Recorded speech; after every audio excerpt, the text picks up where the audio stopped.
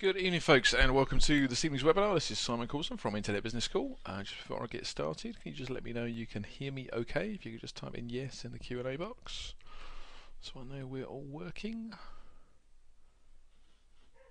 Fantastic. Good stuff. Okay, I've got some yeses in the box. That's good.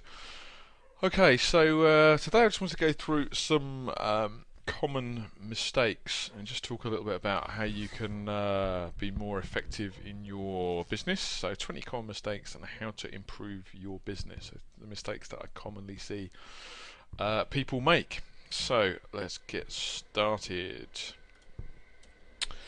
So first one is no upsells, and this was a lesson that I learned several years ago actually from a guy called Perry Marshall in the States, who's a I think he's still out there. He used to kind of be known as the AdWords coach, and he was the sort of world's #1 AdWords teaching guy.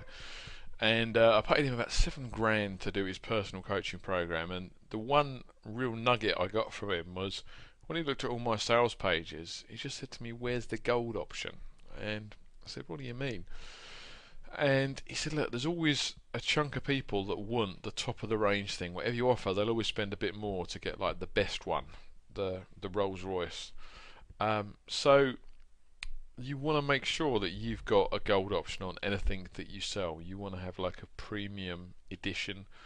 And you might think, "Oh well, I can't do that because I've just got this ebook on whatever it is, gardening, let's say. How can I have a gold edition of it?"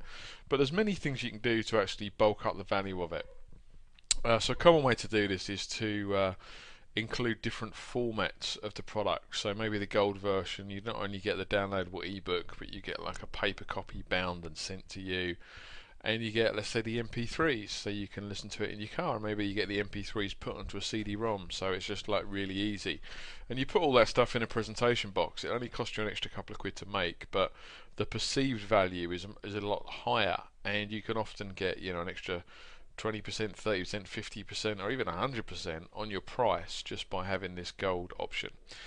And another common way of actually bulking up the value is by bundling with another product. So maybe you've got another similar product, or maybe you can just get resale rights to some other product as well, and you can sell, the basic gardening ebook, but you could maybe sell the complete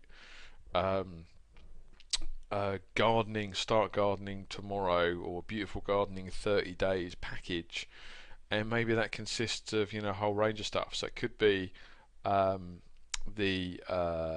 for example, you could get the ebook, but you could maybe get some complementary other products, maybe some other ebooks you've got resale rights to as well. And it could be maybe it doesn't have to be the same format of product. So how's about gardening, maybe some, I don't know, free seeds or something like that. You might find a gardening company that will give you sample packs of their seeds for nothing because they just want to acquire new customers. So that could be a good bit of value add that you could put in there as well. So think about what other things could you bundle with a product to make a bit more value with it. And another common way of bulking up a bit of value here is to include a bit of personal consultancy. So maybe the gold option, as well as getting the ebook, they get a personal one-to-one with you on how to improve their garden, or to discuss their biggest gardening issues, or whatever it might be. Because if you just offer that as a value add, not everyone's going to take it up. So I don't think that if you sell 10 gold options and you charge an extra, I don't know, let's say 20 quid extra for the gold, but you're giving a 30-minute consultancy, you're not really selling your time for 20 quid for 30 minutes, because maybe only 1 in 5 of those people will ever claim that extra consultancy. I used to do training courses where I included 10 personal one-to-ones with me, and the numbers were shocking. Of course, there were some people that did all 10 one-to-ones, but there were about 50-60% of people that never even booked the first one, and there probably were, I don't know, 15-20% of people that did 1 or 2 of those 10 personal one-on-ones and then never booked anymore. So it's not a big commitment as you might think if you actually offer some personal time, but it's got a big perceived value, and definitely if you're trying to do a gold option, then that can be really good. So that's definitely one to think about. Okay, next big mistake people miss out on is having some sort of offer in with a physical shipment. Excuse the typo on that slide. I just noticed. Actually, let me just go fix that now. Hey, um, so see fix that. Here we go. Oh, you never noticed, did you? Yeah, if you're posting something out, then what you want to do is not miss the opportunity to sell again. So you definitely want to be thinking about including something, some kind of promotional material in with the physical product you're shipping out. So it could be a flyer, just a simple leaflet, maybe with some kind of promotion. If you've got a whole range of stuff, then obviously put a catalogue in there. Maybe include a sample of a different product or service that you've got that they can try out. An example of this recently, I've just recently got a new property, and I was inquiring about getting some blinds for the property, and I actually bought some blinds online, but they actually sent me the blinds, and they sent me some samples of some of their other materials, which they also do different blinds and curtains in as well. And they sent me a nice big package with like samples of their other stuff. And guess what? I went and ordered some more of them because I like the look of it and the quality of it. It just came across as really professional. So maybe you could include a sample of something else that you offer. Maybe you could use your testimonials. You could bundle in, if you've got like a higher end package, include maybe a DVD of some video testimonials of people that have taken your higher end package and what they thought of it. And another really common one to do, really easy one to do, is just include some sort of discount voucher. And this is a really common one. If you've ever bought anything from Amazon, you've probably seen this one done because you buy something from Amazon, and very often you get a discount voucher off of Virgin wines, for example, and other related things like Love Film vouchers do this a lot as well. So they're actually including promotional offers with physical shipments of other stuff. If you're shipping anything physically, then don't miss out on a big opportunity to get people, and they're in a happy state. They've opened your products or services, they're happy with them. You've included a little promo for something else that you offer too. Another big mistake that people make that I see coming up an awful lot is they don't outsource. So you can't and you shouldn't try and do everything in your business. And in the internet marketing information product space, the biggies to outsource are things like fulfillment. Get other people to send your packages out. Don't start mucking around, trying to do your own packaging and posting stuff out. That's really low rate work, and you can pay somebody minimum wage to pick parcels, wrap things up, and post them for you. Your time should be spent on creating your next new product, your next new service, and not wasting time doing low grade work. And basically anything in your business, work out where you can get someone to do that work for, and an awful lot of jobs are going to be like 6, 7, 8 quid an hour. And just ask yourself, how much do you value your time? Do you value your time at more than 8 quid an hour? And if you do, then why are you doing it? So think about things like fulfillment, traffic generation, website creation, and all the bookkeeping side of things. I was really guilty of this. In fact, on almost on all counts, Your Honour. When I started, I started shipping CD-ROMs, and I got to the point where I was shipping 100 CD-ROMs a day, and that was my job. I just made myself a new job. I kind of got out of the rat race and then started an internet business and just became a glorified admin assistant. And I was earning good money, but literally my entire working day was just burning CD-ROMs, sticking them in envelopes, typing up address labels, and posting stuff. So my business just stagnated, stopped growing, because all I was doing was fulfilling what I already had. So I couldn't grow any bigger because there was a bottleneck, and that was me. And just by taking somebody on, that enabled my business to grow to the next level. And I haven't looked back, and I haven't fulfilled anything personally for many years. Another biggie that I did was the account side of things, the bookkeeping. I started off and I thought, oh, well, I can do this, and I guess partly more so in my case because my dad was a chartered accountant, and so I'd kind of grown up around bookkeeping stuff, and I knew what a nominal ledger was, and a trial balance and stuff. So I thought, well, that's easy, I can do that. I don't need to pay an accountant to do that. I can do all that myself. But again, it's just work that someone else could do better, and I wasn't really valuing my time because a bookkeeper won't cost you a massive amount of money. It's not 6, 7, 8 quid an hour. It's more like 12, 15 quid an hour for a bookkeeper. But even so, it's something that you can get someone who's an expert in it to do, and they'll do it a lot quicker than you. So although it's 15 quid an hour, actually they'll probably work at twice the rate you will if you don't do it very often. So really, the effective rate is only £7.50 an hour for you. Um, so yeah, definitely don't try and do everything yourself. Think about where's your value in the business, concentrate on that, and get other people to do the other stuff.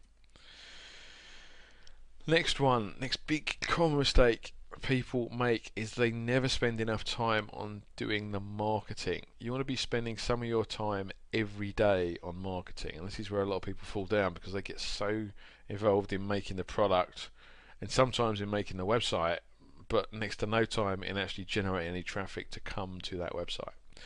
So another expression you hear a lot is about working in your business rather than on your business. And you don't want to be working in your business, you want to be working on your business. So the kind of marketing stuff you want to be doing every day, well, you can do things like blog posts. You can do an email program, maybe send out an email blast to your list. I've sent one out this morning. Many of you probably would have got an email off me this morning for Rick's course on Amazon at the end of the month. So that was my bit of marketing for the day. I blasted out an email this morning. Tomorrow, I'll be blasting out an email for a webinar I'm doing on Thursday with Karen on a social media event we've got coming up. So, every day I'll do something in terms of marketing, and it's a good habit to get into because then it's just incrementally happening. So it doesn't have to be an email promo, it could be a press release, it could be you write a press release. Maybe you mix this up and you say, okay, right, this week I'm going to write a press release. I'm going to write a press release every week. Every Wednesday is press release day, and I'm going to write a press release every Wednesday. I'm going to do an email blast out to my list every Tuesday. I'm going to hold a webinar once a week, and that's going to be on a Thursday. I'm going to make a blog post every Monday.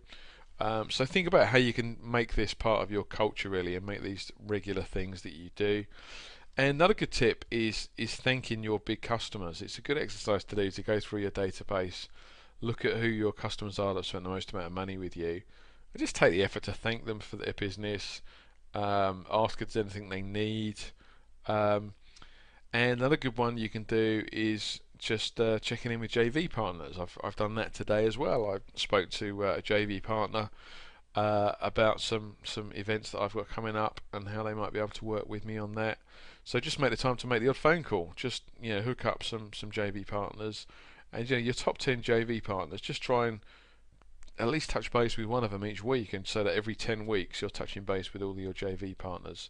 That's a good one to do as well. So more marketing.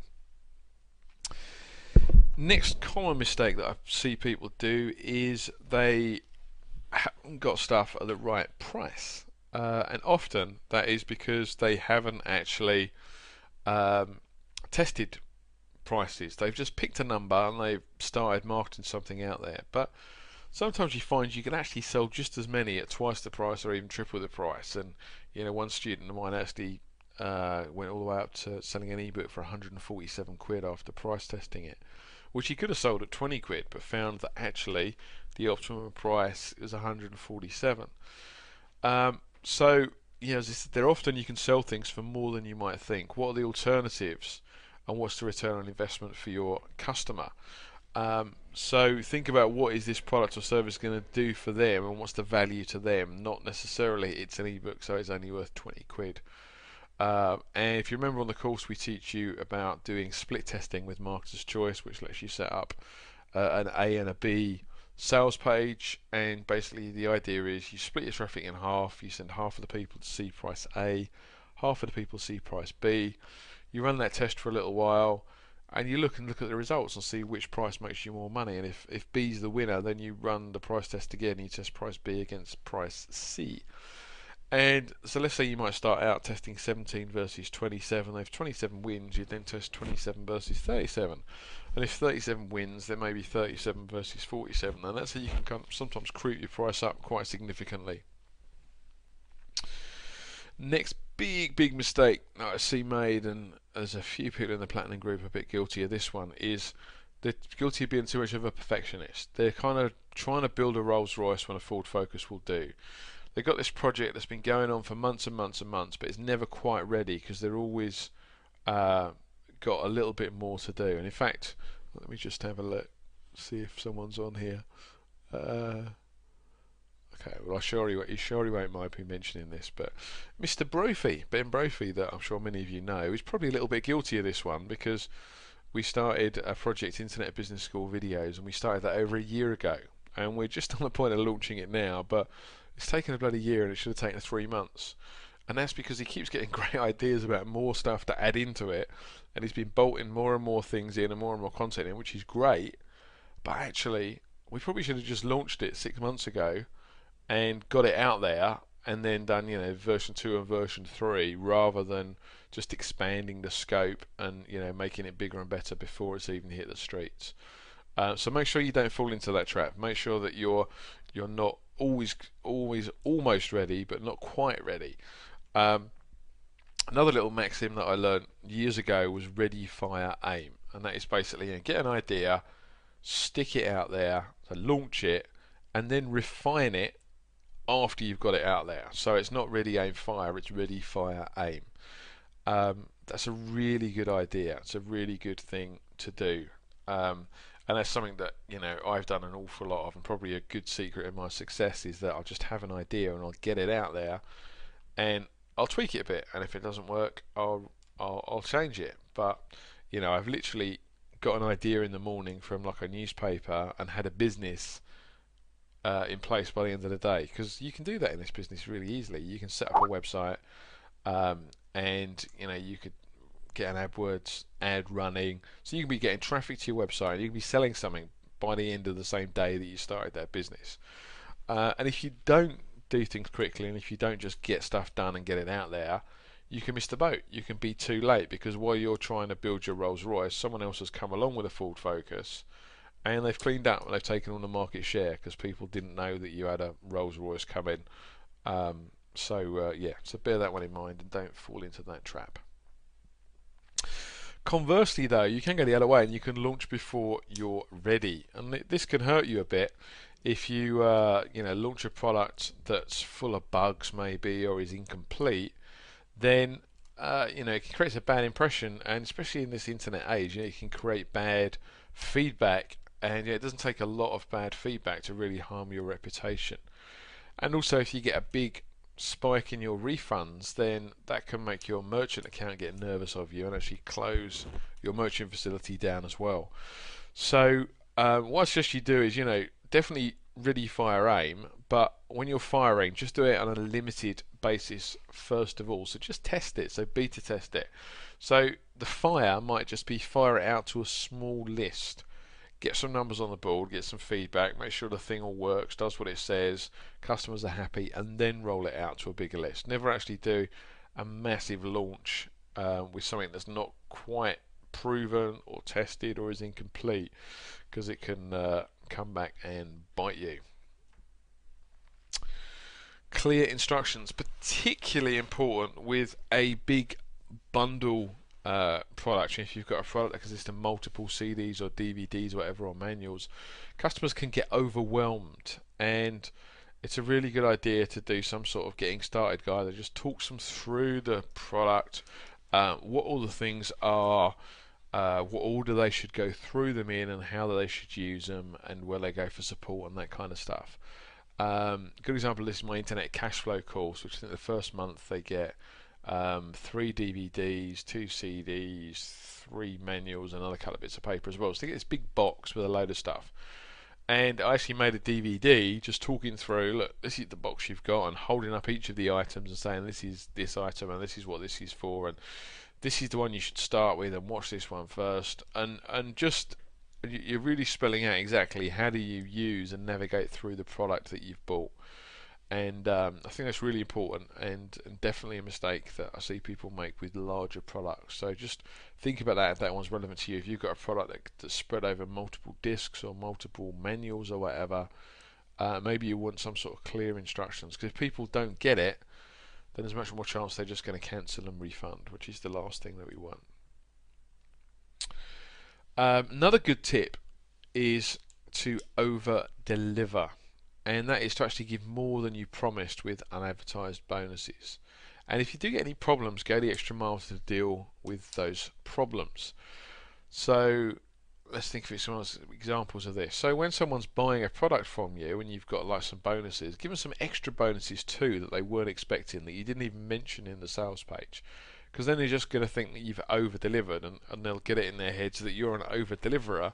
So when you offer them that next product, they're actually going to assume that you're going to give them more value than you're even offering. And if it sounds like a good deal for what you're offering, but they know you've got a history of giving extra stuff as well, that's going to help you.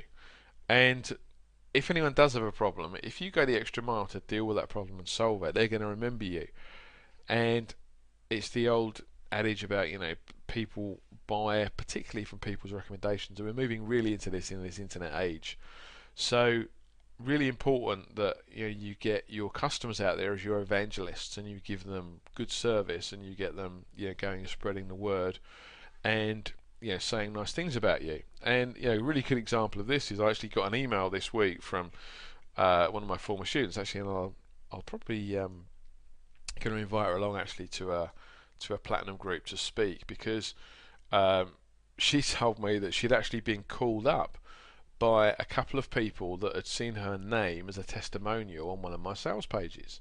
And my sales page said, she did 250,000 in 6 months after doing some training with me, which is a great testimonial. But I'm a bit guilty here because I hadn't touched base with her in the last year to find out how she was getting on.